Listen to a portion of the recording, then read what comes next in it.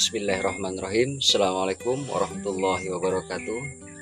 Selamat pagi kawan-kawan, bapak ibu, ayah bunda dimanapun berada. Saya doakan semoga sehat selalu, rezekinya berlimpah, dimudahkan segala urusan. Yang sakit, yang sedang sakit diangkat penyakitnya oleh Allah, dan yang sedang merasa kekurangan akan segera dicukupkan oleh Allah Subhanahu wa Ta'ala. Baik, pada kesempatan kali ini saya akan melanjutkan tentang syarat kemerdekaan hati. Poin yang keenam.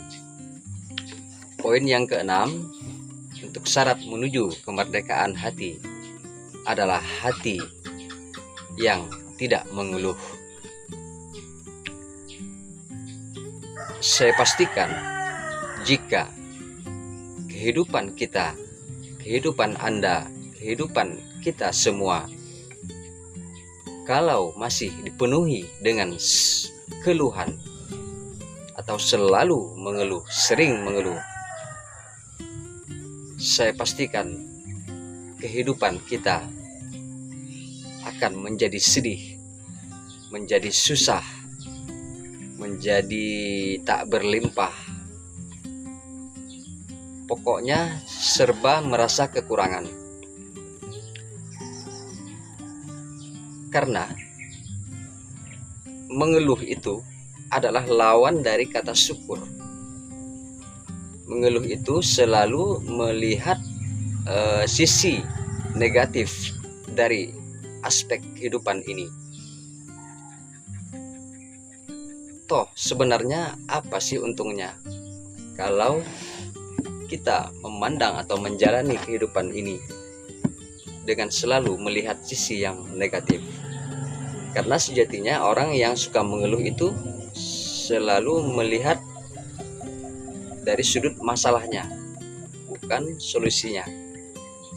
Bukan solusinya yang dicari, malah masalahnya yang selalu dibahas, dibicarakan, dipikirkan, sehingga kehidupannya berselimut dengan masalah, dengan kesusahan, kesedihan. Maka dari itu kawan-kawan, bapak ibu ayah bunda semuanya, kurang-kurangilah mengeluh. Karena sejatinya mengeluh itu tak ada gunanya, tak ada manfaatnya, tak akan bisa merubah kehidupan kita. Yang lebih penting daripada kita mengeluh, lebih baik kita mencari poin di mana yang harus kita syukuri dan mencari solusi atas sebuah masalah kita. Biasanya kalau orang yang suka mengeluh, yang saya perhatikan, saya simpulkan, itu adalah orang dari sekian banyak permasalahan yang membuat orang mengeluh itu adalah lebih dominan kepada masalah hutang. Nah, ini mengeluhnya tentang finansial, tentang uang. Misalkan begini, kalau misalkan dapat uang sekian, namun tidak cukup untuk bayar hutang atau bayar cicilan, sehingga dia mengeluh, oh dapat uang hanya segini, ini tidak cukup nih untuk bayar cicilan, misalkan mau bayar hutang. Itu yang sebetulnya banyak saya perhatikan, bahkan saya juga mengalami, yang menyebabkan kita mengeluh untuk terutama masalah finansial, masalah keuangan, itu adalah adanya hutang atau cicilan, sehingga kita tak mensyukuri rezeki yang datang itu, rezeki yang kita dapatkan, selalu merasa kurang, selalu merasa tak cukup. Nah, bagaimana Allah akan menambah nikmatnya, akan menambah rezeki kita lagi kalau kita tidak bersyukur, selalu mengeluh, selalu merasa kurang. Karena rumusnya itu tak ada orang yang mengeluh itu akan ditambah rezekinya. Malah kata Allah, kalau mengeluh, kalau kufur terhadap nikmatku, kata Allah, maka ingatlah azabku amatlah pedih. Jadi mari kita sadari hal-hal apa yang sering membuat kita mengeluh. Marilah kita coba introspeksi diri, kita buang, kita hilangkan, kita rilis segala sesuatu yang membuat kita mengeluh itu. Dan kehidupan ini, kawan-kawan, Bapak, Ibu, Ayah, Bunda, semuanya, sebetulnya kita tidak bisa lari dari masalah, karena masalah itu akan datang silih berganti.